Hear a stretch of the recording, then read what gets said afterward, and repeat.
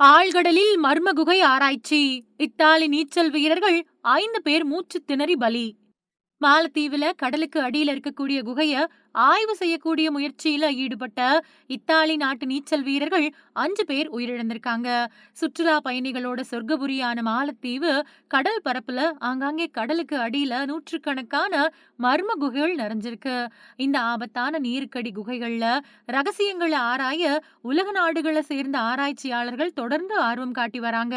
அந்த வகையில இத்தாலியோட புகழ்பெற்ற ஜெனோவா பல்கலைக்கழகத்தைச் சேர்ந்த சுற்றுச்சூழல் பேராசிரியை மோனிகா மாண்டே பெல்கோன், அவங்களோட பொண்ணு ஜியோர்ஜியா உட்பட 4 ஆராய்ச்சியாளர்கள் அப்புறம் ஒரு படகு பயிற்றுனர் அப்படின்னு 5 பேர் கொண்ட குழுவினர் மாலத்தீவுக்கு வந்திருக்காங்க. அவங்க தலைநகர் மாலேயில இருந்து 64 கிலோமீட்டர் தொலைவில் இருக்கக்கூடிய வாகு அட்லோட் அப்படிங்கிற ஆழ்கடல் பகுதிக்கு போயிருக்காங்க. சுமார் 60 மீட்டர் ஆழத்துல இருக்கக்கூடிய இருண்ட குகைக்குள்ள அவங்க நுழைஞ்சு ஆய்வு செஞ்சப்போ கடல்ல திடீர்னு ராட்சத நீர் சூழல் ஏற்பட்டுச்சு. இதனால குகைக்குள்ள இருந்து வெளியேற முடியாம அவங்க சிக்கிக்கிட்டாங்க. ஆழமான பகுதியில நிலவன கடும் ஆக்சிஜன் நச்சுத்தன்மை காரணமா 5 பேரும் மூச்சு திணறி அடுத்தடுத்து பரிதாபமா உயிரிழந்துட்டாங்க. உயிரிழந்த நீச்சல் வீரர்கள்ல 4 பேர் ஜெனோவா பல்கலைக்கழக குழுவை சேர்ந்தவங்க.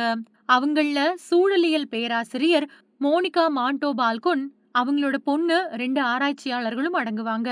இதுவரைக்கும் ஒரு சடலம் மட்டும்தான் மீட்கப்பட்டிருக்கு. மிச்சம் இருக்கிறவங்கள மீட்கக்கூடிய முயற்சிகளுக்கு மோசமான வானிலை தடையா இருக்கு. சீக்கிரத்திலேயே மறுபடியும் மீட்பு பணி துவங்கும் அப்படின்னு தெரிவிக்கப்பட்டிருக்கு.